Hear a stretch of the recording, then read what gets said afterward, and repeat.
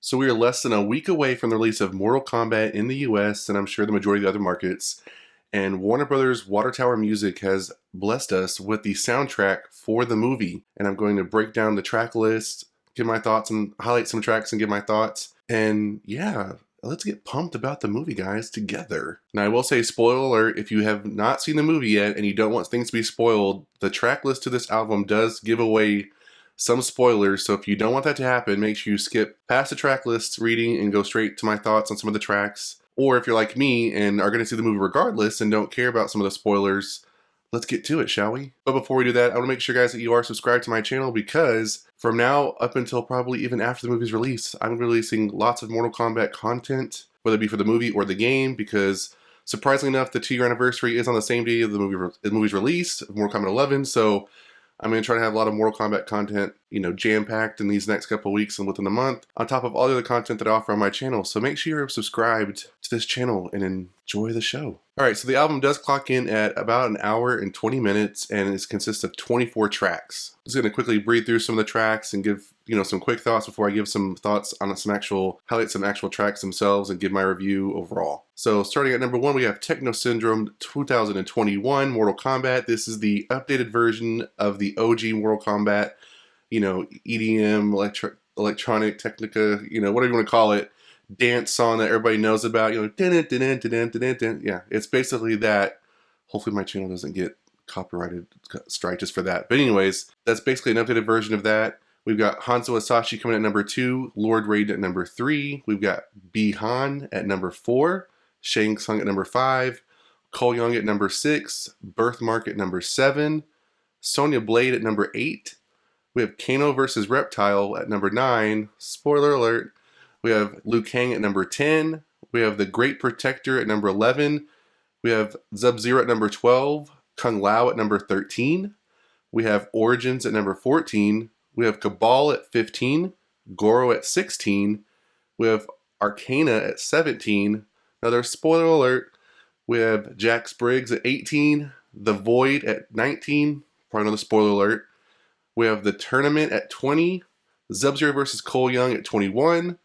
I Am Scorpion at 22, which is from Techno Syndrome 2021, and I Am Scorpion. Those are 2 tracks that were kind of previously released before the album was actually released on Thursday night. And we have We Fight As One at 23, and Get Over Here at 24. So that is a full listing of the tracks for the soundtrack. Now I'm going to highlight a few of them, not all of them, because some of them were kind of, just what you seem to expect, because some are like, a minute and some change, 2 minutes and some change. But I'm going to talk about the standout ones to me. But what I wanted to note is there are a few names missing off this track list that I thought was interesting. We don't have Melina. Where's our girl Melina? She's a fan favorite and we don't see her in here. And then where's our boy Rico? Rico. We don't see him in here as well. Where is he at? So, neither is Natara, but I think she's going to get rolled into the tournament. But we don't see them in here at all. So, interesting things. Alright, so starting off with track number 1, Techno Syndrome, 2021, the Mortal Kombat, I believe, more rebooted version of the original song and track. I like it. I know that for me, growing up with these original movies, I do believe that you can't do anything better.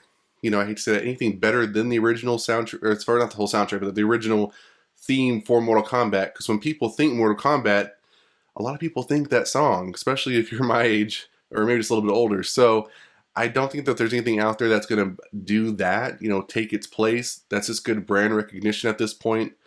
But I do think that this song adds to it and does give it a very modern flair. I don't think it's going to replace it. So I'm not going to say when I think of Mortal Kombat in general, I will still think that song. Even after seeing this movie, I will still think of the original song, but I'll also think of the other song as well. Moving on, let's talk about track number 2, Hanzo Hasashi. So one thing I will say about the entire soundtrack is that it does a very good job of telling the story without having to actually see the movie. Now I know for some people it's like, well, duh, Just that's what a lot of soundtracks do. But I guess what I'm trying to say is, if you'd only seen the trailer and never saw the movie, if you saw just the trailer, which a lot of us have if we haven't seen the movie yet, and I've listened to the soundtrack entirely, I would say that I can hear the soundtrack, and even if I hadn't seen the trailer, I could still get the gist of the story. And then since I have seen the trailer, I can close my eyes, I can hear the tracks, and I can just picture the certain scenes it's referring to, and it still tells the vibrant story just through music, even if I had nothing to listen to or nothing to see visually other than just what's in my mind from the trailer, which I think is what you'd want from a soundtrack. So, start with Hanzo Hasashi, track number two. I like that it starts off sounding innocent with a very ancient and historical flair, but it soon turns to a very serious and violent track. This track is 7 minutes long, and you can hear the progression of what we kind of sort of see in the trailer as far as, Hanzo just being in feudal Japan, and he's just trying to live his best life and with his family and peaceful and la la la.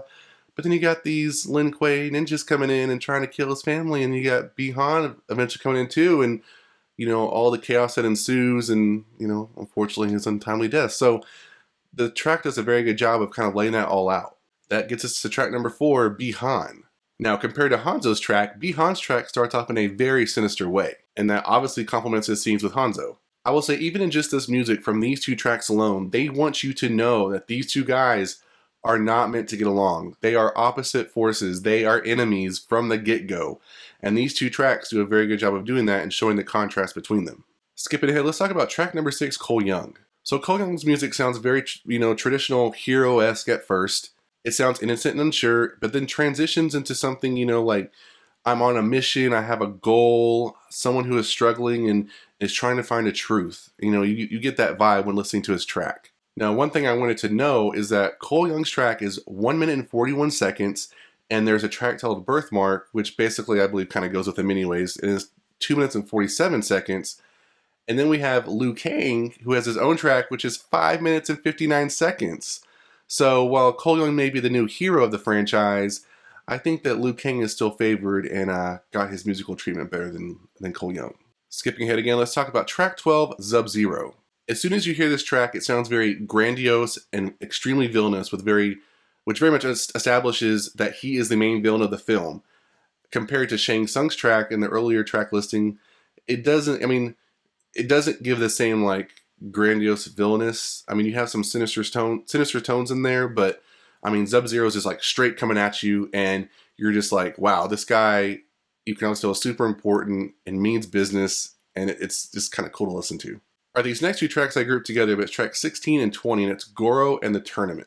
And I pair these 2 tracks together because they're very fast-paced and action-packed.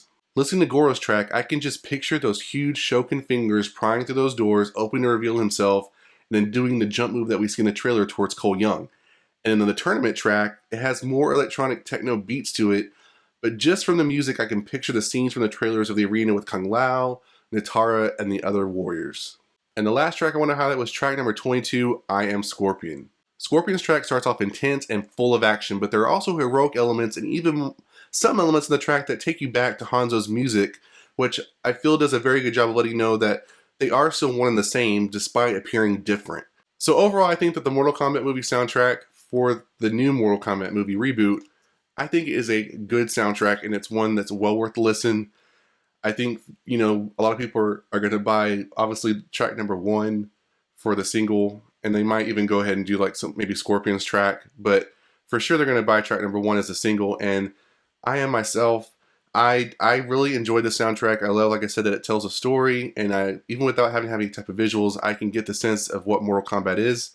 I even was telling my friends that I like that this soundtrack has personality, and it's not just the same consistent tone throughout the whole movie. You know what I mean? It's not not saying that some soundtracks don't have personality. There's some that don't, but I think to myself, it's not super, super repetitive. When I think of some soundtracks like Harry Potter, for instance, I'm a Harry Potter fan, guys, so don't get whatever if you're a Harry Potter fan, but, in Harry Potter, you have the same familiar tone that keeps coming back up throughout the movie the entire time. That's usually what you take away from that.